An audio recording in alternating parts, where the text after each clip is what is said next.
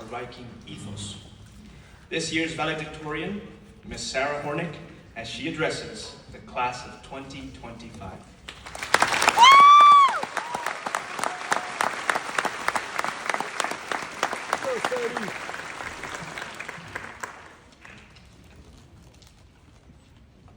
Hello, ladies and gentlemen.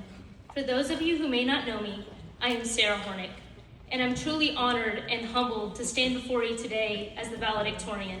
But first, I would like to congratulate you, class of 2025, on making it through high school. I remember as we first entered the halls of Nolan, we hurried through the crowded halls, dodging all the upperclassmen. It was a time of a lot of unknowns, unsure how we will make friends, unsure how we would pass the class, and unsure where in the world D-Hall was. It was a year of the block schedule, a football run to regionals, and the lovely Miss Rios as our principal. After freshman year, our time at Nolan was full of changes.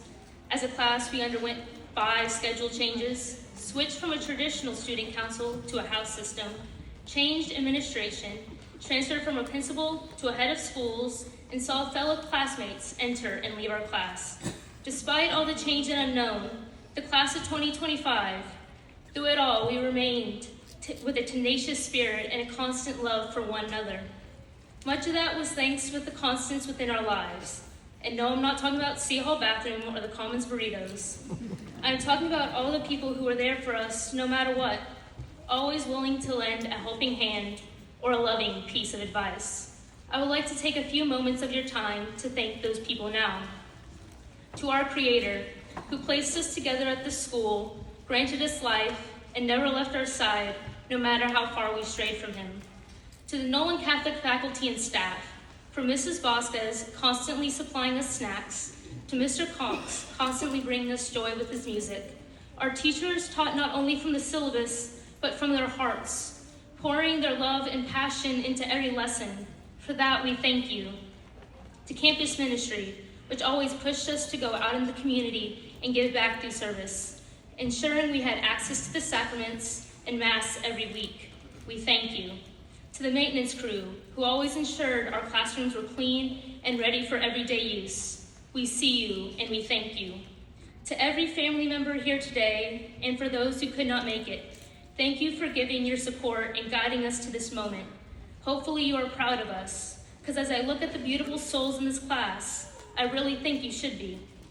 Class of 2025, I implore you to thank all the people who remain constant within your life and brought you to this moment. And I know for certain you would not be the caring men and women you are today without them. And I know for certain I would not be standing before you today as the valedictorian if it wasn't for the constant support and caring nature for my loved ones. For that, I would like to thank my family, my mother, my father, my sisters Katie and Emmy, and my brother Gus.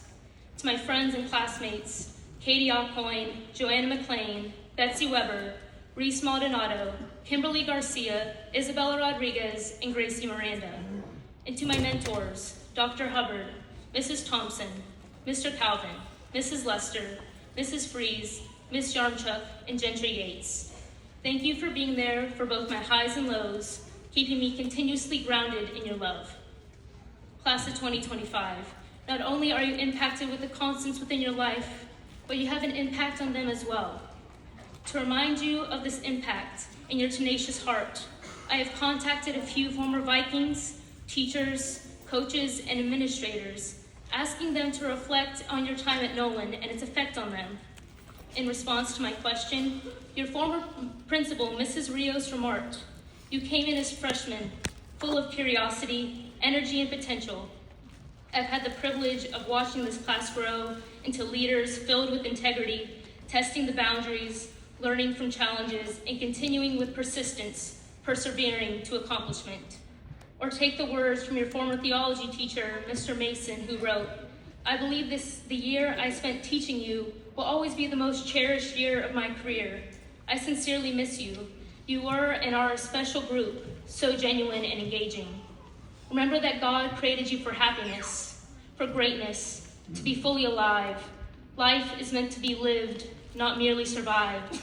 Last but certainly not least, the former head of athletics and football coach, Coach KJ Williams might convince you, as he wrote. At Nolan Catholic, you embraced a we, not me mentality, understanding the power of unity and teamwork. Your class was tough and selfless in your actions, and that has prepared you to make a positive impact on the world. So I ask you this, class of 2025, carry these values with you, spread joy, and continue to serve others with integrity and passion. The world needs your light. Go out and make a difference. Not only did these former Vikings have an impact on you, and your relentless character and a heart had impact on them. Never forget how much you are loved by those around you. Class of 2025, we'll soon venture off into college and our own journeys. We'll go from Vikings to Aggies, Longhorns, Frogs, Fighting Irish, and so many others. Much like freshman year, we'll enter a new stage of unknowns and changes, and I'm certain you'll face it with the same tenacious spirit as you did throughout your time at Nolan. As you move on from this stage to the next, I want to give you one last piece of advice, a lesson I learned amidst the struggle of pursuing my greatest goal. I knew from the moment I entered the halls of Nolan, I wanted to be the valedictorian, so I worked hard for it. For 4 years, I studied for hours every night, grew in a caffeine addiction, and went through about 1 million flashcards. Not kidding. Quickly, I found that the pursuit of this title consumed my life. I thought when the final moment came, everything would fall into place, making all the stress and anxiety worth it. However, when I stood before the class and the final moment came, I remember my name being announced, and I remember feeling something still lacking. For the past 4 years, I thought receiving this title would make every sleepless night and problem disappear in the face of this momentous achievement. But by the end, something changed, and it was not merely the medal I received. I poured hours of blood, sweat, and tears into a title, one that I should be proud of. But I realized within my final moments of high school, I mistakenly placed this title as my God. This misalignment in my life made it seem like to the world and the people around me that I have everything together. However, when I misaligned my goals, it left me unfulfilled and with an insatiable desire for more inside my soul. When we place anything but God as the center of our lives, we'll constantly run around trying to fill our lives in some other way. Many of you might relate to my story in one way or another. Maybe your life has been misaligned at times. You may think partying, sports, followers on Instagram, having certain friends or money, or even just trying to look like you have a perfect life in the eyes of the world is the most important thing in your life. But ask yourself truly, when you go to bed at night, do you rest easy and fulfilled? Ask yourself, are you truly satisfied and happy, or are you just too busy to tell the difference? Although this struggle proved to be a hard lesson for me in high school, I'm glad it happened at the ripe old age of 18. Because what a tragedy it would have been for me to get to the end of my life, only to realize I lived it according to what the world told me was important or worthwhile.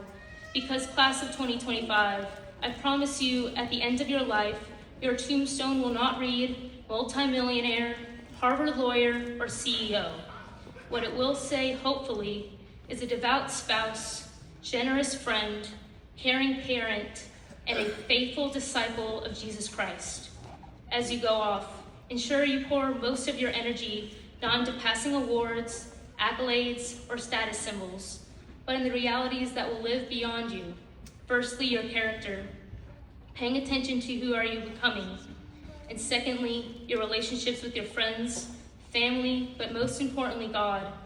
I beg you, class of 2025, as you go off and accomplish great things, do not be a leader in name alone, but seek to change lives by the way you treat others around you. You do not have to be a fancy title or be rich to change the world. You can change the world by showing the light of Christ in your everyday actions. If you do not believe me, trust one of the most brilliant scientists, Albert Einstein, as he once said, "Only a life lived for others is a life worthwhile." Seniors, choose to live worthwhile wherever life takes you. I implore you to strive to live a fulfilled life rather than a prestigious one. I would like to congratulate you again, class of 2025. Go make your mark on the world and set the world on fire with your tenacious heart. Thank you for your time. Godspeed, and go Vikings.